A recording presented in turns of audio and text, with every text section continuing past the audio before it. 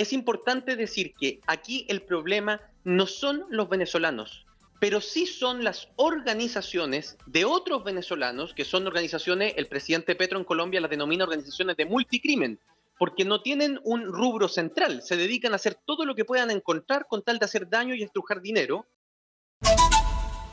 Nosotros vamos a entrar en un enlace telefónico con José María del Pino, periodista chileno, para que nos cuente qué es lo que ha pasado en Chile, porque Chile ha endurecido sus políticas para el control migratorio a raíz que venezolanos han matado a 3 carabineros y han convertido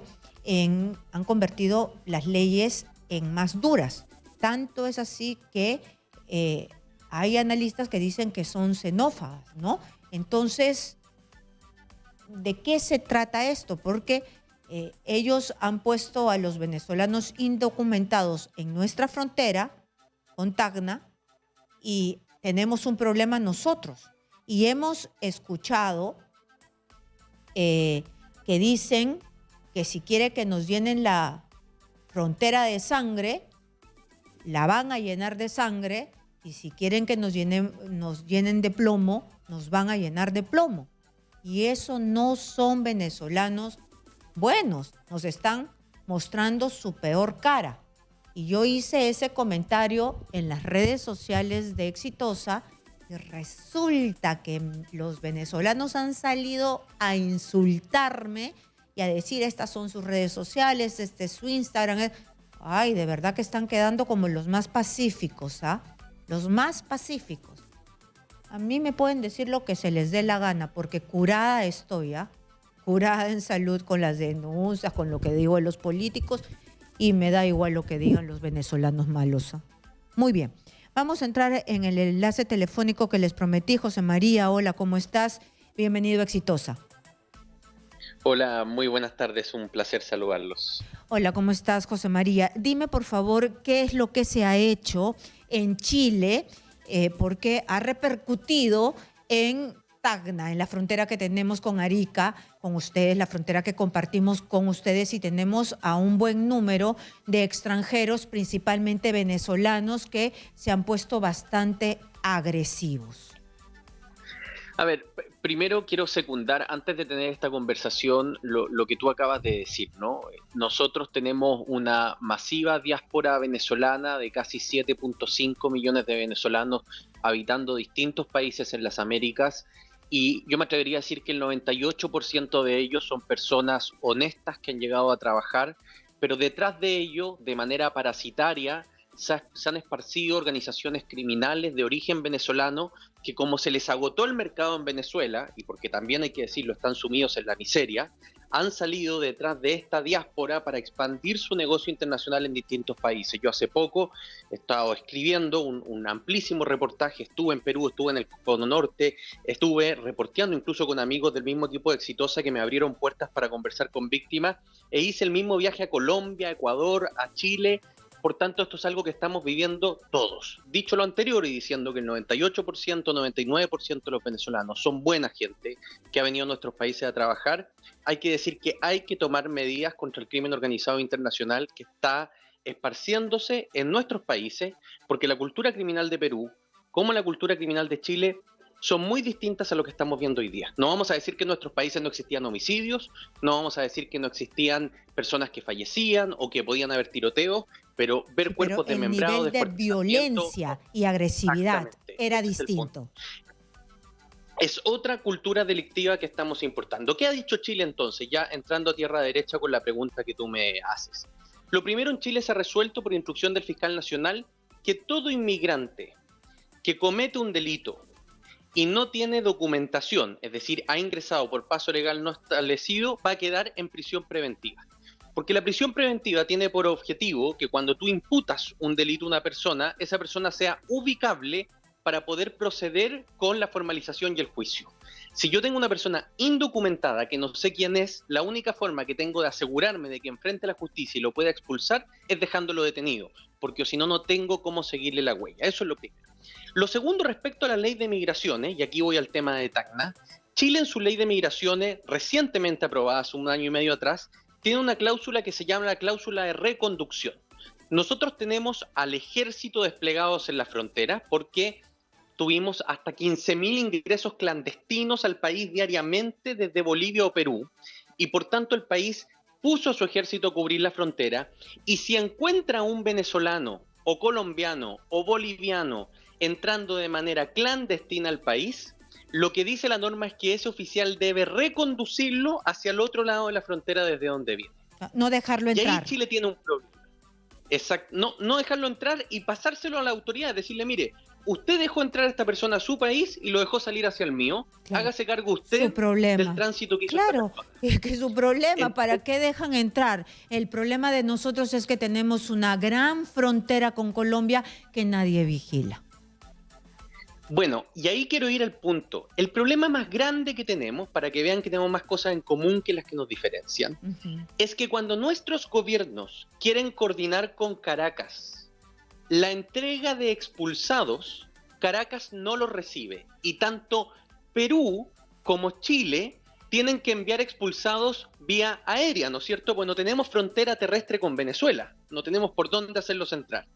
Y para que aterricen los aviones de nuestros países, nuestras fuerzas aéreas, por ejemplo, podrían llenar 2, 3 Boeing 737 y de un solo vuelo llevar a 200 personas a Venezuela expulsadas por mala conducta. Pero en Caracas no nos van a autorizar a aterrizar porque el gobierno venezolano no ha querido negociar esas expulsiones con los gobiernos de nuestros países. Entonces a Chile solo le queda, y aquí está el problema diplomático que estamos teniendo, decirle a Perú, mire, estos entraron por su frontera conmigo, hágase cargo usted porque usted los dejó entrar primero, y decirle a Bolivia lo mismo. Pero el problema es que ni Bolivia ni Perú nos están aceptando de vuelta a los venezolanos que ellos dejaron entrar primero hacia Chile. Pero tienen razón y por tanto, esos venezolanos ustedes. están quedando varados en la frontera. Pero tienen razón ustedes. Pero claro, si nosotros los hemos dejado entrar y ahora hay una cuestión de que no los dejamos entrar, pero en la noche, cuando no tenemos suficiente personal, se meten, ingresan por el desierto. Y las frases que yo he dicho al presentarte están grabadas. Dicen que si es que queremos llenar de sangre, nuestra frontera nos la van a llenar. Y que si queremos bala, bala vamos a tener. Entonces hay una situación de agresividad enorme. Cuando le piden los periodistas que muestren sus documentos, se ponen muy violentos. Entonces ya se están tomando cartas en el asunto. Sí, dime.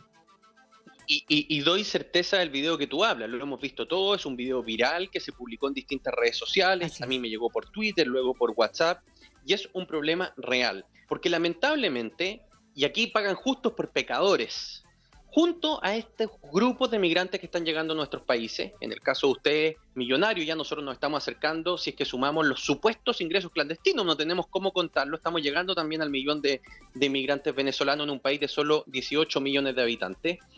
El problema mayor que estamos teniendo es que detrás de ellos vienen estas organizaciones que además son agitadores y muchas veces operan como coyotes.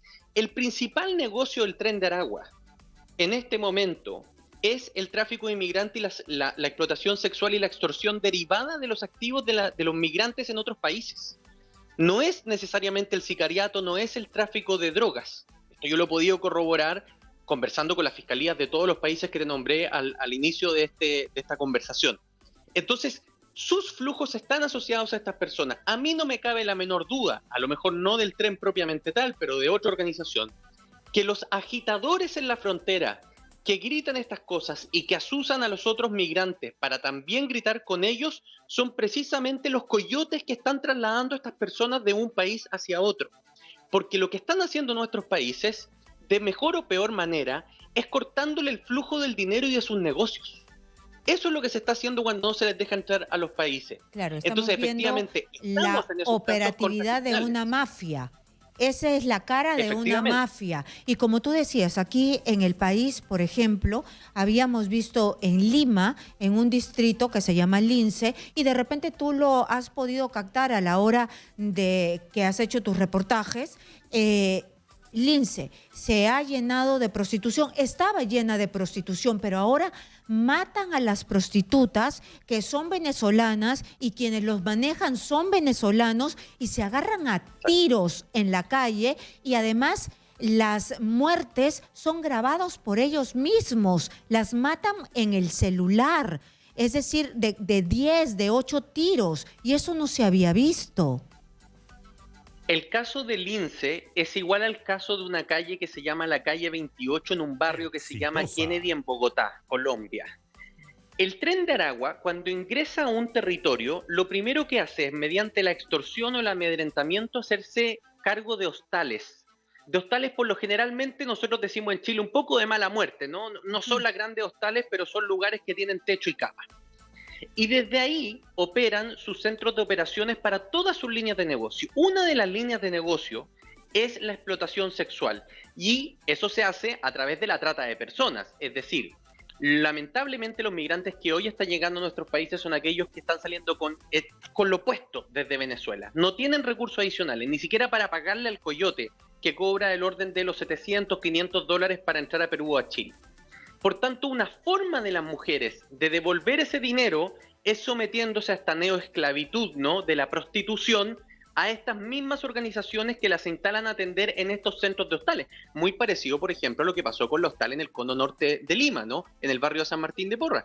Sí. Ahí teníamos el caso de un hostal donde se hacían distintos tipos de delitos, desde la explotación sexual hasta el desmembramiento o el crimen por encargo. Entonces, eso está ocurriendo en todos nuestros países y por eso yo hacía esta distinción al principio, estimada. Es importante decir que aquí el problema no son los venezolanos, pero sí son las organizaciones de otros venezolanos, que son organizaciones, el presidente Petro en Colombia las denomina organizaciones de multicrimen, porque no tienen un rubro central, se dedican a hacer todo lo que puedan encontrar con tal de hacer daño y estrujar dinero. Esas organizaciones vienen detrás de la diáspora, por tanto, si yo no controlo el ingreso de la diáspora, si yo no vigilo mis fronteras, lo único que estoy haciendo es alimentándole el negocio a ellos y al final pagan justos por pecadores, porque quienes van a sufrir la xenofobia creciente en nuestros países contra la migración venezolana que no va a discriminar si vinieron por A o por B o por C razón, van a ser los mismos migrantes venezolanos. Entonces, lo que sí ha pasado en Chile es que la misma comunidad venezolana ha salido a través de organizaciones a pedirles a las autoridades de Chile que endurezcan las sanciones contra los migrantes que están cruzando clandestinamente y contra estas organizaciones. Ellos, acá en Chile ocurrió, han puesto a disposición sus redes sociales para la búsqueda activa de criminales dentro de la misma comunidad venezolana, han dado a conocer fotos de personas que asesinaron a carabineros, como tú bien describías. Entonces, al menos en Chile los venezolanos entienden que la única forma de que ellos vivan en paz y no haya xenofobia es, en el fondo, sacando la manzana podrida antes de que pudra todo el cajón. Claro, sacar la manzana podrida. Aquí eso es lo que falta. La organización civil de buenos venezolanos creen que cuando nosotros señalamos a los malos venezolanos que hay, que han instalado una criminalidad más agresiva de la que teníamos, no habían santitos aquí, pero acá hay organizaciones criminales, multicrimen, ¿no? Como nos acabas de decir. Entonces, ellos no van a poder vivir en paz porque la sociedad peruana los va a rechazar. Ya hay miedo porque aquí un venezolano ha quemado a una adolescente, un venezolano mató a un señor con una tijera por no quererle dar una propina a limpiar un parabrisas. Un venezolano mató a un sereno. Un venezolano mató a una señorita que da servicios sexuales. Y así te podría narrar y narrar y narrar. Entonces ya comienzan a dar miedo. Es decir, tú no puedes saber si el que tiene ese dejo es bueno o malo. Y me quiero hacer cargo de algo que tú dijiste. Y esta es una, insisto, en algún momento los voy a contactar para darle a conocer el artículo que se va a publicar en un medio en inglés, pero por si alguno de los auditores sabe inglés y quiere leer este larguísimo reportaje. El uso de las redes sociales es esencial para el modelo de negocio de estas organizaciones. Y te lo doy en el fondo como un complemento a este análisis que estamos realizando. Ellos al grabar estos delitos, al grabar sicariatos, decapitamientos, mutilaciones, desmembramientos, lo que están haciendo es construyendo una marca. Esta es una estrategia de marketing propia de una empresa de retail, en el fondo. O sea, están ellos buscando la forma de no necesitar un gran número de personas para controlar psicológicamente un territorio. Y ahí te hago una distinción, porque es bueno traer un poco la academia a este tipo de discusiones. Sí. El Tren de Aragua es muy distinto a los carteles o a las milicias de las favelas, por ejemplo, porque los carteles tienen dominio territorial. Hay un cargo dentro de los carteles que se llama el halcón, que se encarga de supervigilar 2-3 cuadras a la redonda, con tal de mostrar que ahí está efectivamente una organización tomando dominio territorial. El Tren de Aragua no hace eso, porque el Tren de Aragua nos gobierna psicológicamente. Cuando echan a correr un video por WhatsApp, por redes sociales, lo que están haciendo es construyendo su marca para que después, desde la comodidad de un hostal que seguramente ni siquiera está en tu ciudad, te puedan mandar un mensaje de extorsión como a la señora Mercedes de Los Olivos y le digan, mire, usted no nos conoce, pero somos el Tren de Aragua y me tiene que pagar $150. Y que la señora Mercedes, que no fue el caso porque ella, ¿no es cierto?, se opuso, le pague solo por el temor que le tiene a esta marca por los videos que ha visto. Claro, entonces soy el más malo de los malos, ¿no? Exacto, claro, la amenaza le parece plausible. Soy el diablo. Aquí normalmente las organizaciones criminales que nosotros hemos visto en el Callao sí tenían rostro, sí sabíamos quiénes eran, quiénes las manejaban, el Cholo Jacinto, Wilbur Castillo, Caracol, ¿no? Entonces sí eran identificables y si alguien de ellos eran territoriales, ¿no? Acá me dices, ¿dónde estarán, no? ¿Dónde estarán? ¿Quiénes son? ¿No? Entonces, porque además tienen un modelo de negocio compartimentado. La persona que está a cargo de la explotación sexual no conoce a la persona que está a cargo del crimen de extorsión y tampoco conoce a la persona que está a cargo del microtráfico de ketamina, por ejemplo.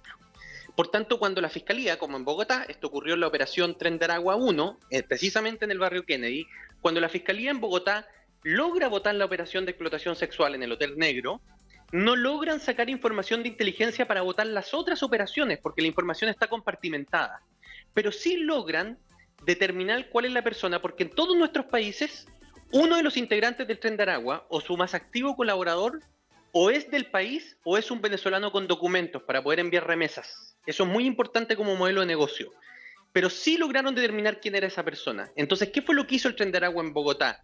Le dio lo mismo a esa persona, cortaron comunicación con ella y buscaron otro para que enviara la remesa. Y por eso son tan difíciles de perseguir. Por eso es importante, dos cosas creo yo también como reflexión técnica.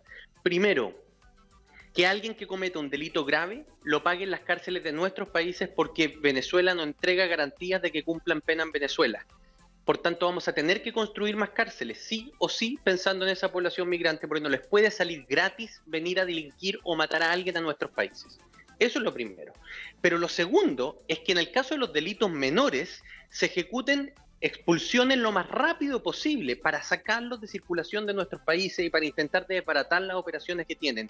Porque esta es la técnica de la ventana rota. Yo estoy en Nueva York por estudios y acá en Nueva York cuando se hizo el plan Tolerancia Cero, lo que en ese momento decía el alcalde Giuliani era, mira, no nos preocupemos tanto de los homicidios porque todo el crimen parte con un robo, una metáfora, ¿no? Como con un crimen menor.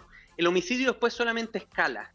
Entonces lo que hay que hacer es activamente el crimen menor combatirlo y eso va a evitar que estas organizaciones se articulen para cometer crímenes mayores. Tan importante verlo ahora y no dejarlo pasar, porque esto va a escalar. Estamos en países con democracias débiles, al menos estoy hablando de mi país, con una democracia débil, deslegitimada, presidente, ejecutivo, Congreso, donde hay de dónde sacar. Estamos llenos de coca, estamos con una población vulnerable. Dime si no es el país perfecto para que el Tren de Aragua haga y deshaga como ellos quieren. Hay tierra fértil aquí en el Perú y los venezolanos de bien no se pueden amargar porque ahora el periodismo pone el ojo. Esto no es xenofobia, esto es tratar de proteger a una población de venezolanos malos. Estamos viendo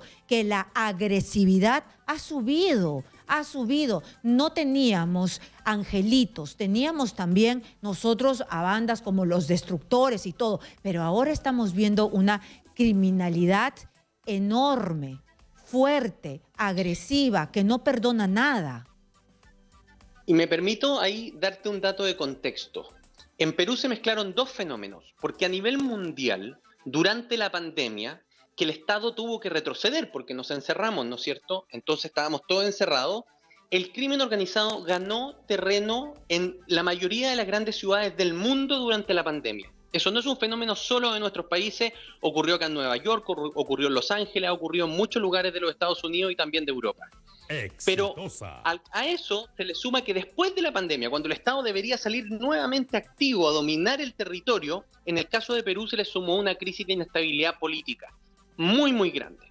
Entonces, el mayor problema que uno tiene cuando quiere combatir el crimen, y esto lo pude conversar en muchas entrevistas que realicé, insisto, en los países que ya te comenté reporteando este tema, es que de nada te sirve sacar policía en una noche y barrer un barrio tomando detenida a 15, 20 personas si al día siguiente el Estado de una u otra forma no se instala ahí de manera activa, con oficinas para atender al público, nuestros registros civiles, se cambian las luminarias, se construyen plazas, es decir, que el Estado muestre que está ahí de manera activa. O si no va a pasar lo que le pasó a Lula en Brasil, que vinieron los Juegos Olímpicos del 2016, barrió las favelas, terminaron los Juegos Olímpicos, retiró al ejército e inmediatamente volvieron las milicias a las favelas brasileñas porque el Estado no se quedó ahí, no hizo nada para reemplazar aquellas falencias que estas organizaciones estaban intentando de poder reemplazar.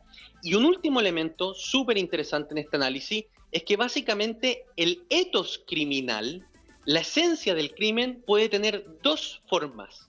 Una es la simbiosis, como los carteles mexicanos. Me instalo en el territorio y construyo un estado paralelo. Entonces yo proveo como cartel a la gente de internet, de agua, les doy cajas de comida y los mantengo cautivos, con clientelismo de mi organización. Por tanto, ellos después me protegen. En el caso de Chile y de Perú, que nos estamos enfrentando a las organizaciones multicrimen, esas organizaciones son parasitarias. La gente no construye relaciones de simbiosis con ellos. La gente quiere que el Estado llegue a barrerlos.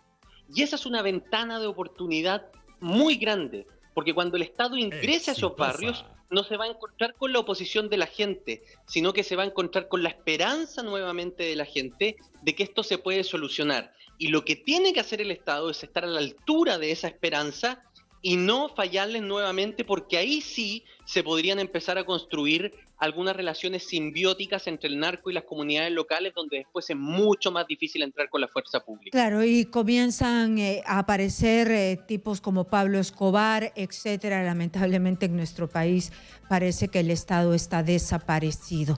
José María del Pino, periodista chileno, que nos cuenta de lo duro que es también para ellos las políticas migratorias y luchar contra una criminalidad que se ha instalado a partir de los venezolanos malos, y esto no se puede tapar con dos dedos, pues no se puede tapar. No se puede tapar. Hay venezolanos buenos, pero también hay una criminalidad creciente que ha venido con esta migración. Muchas gracias, José María del Pino.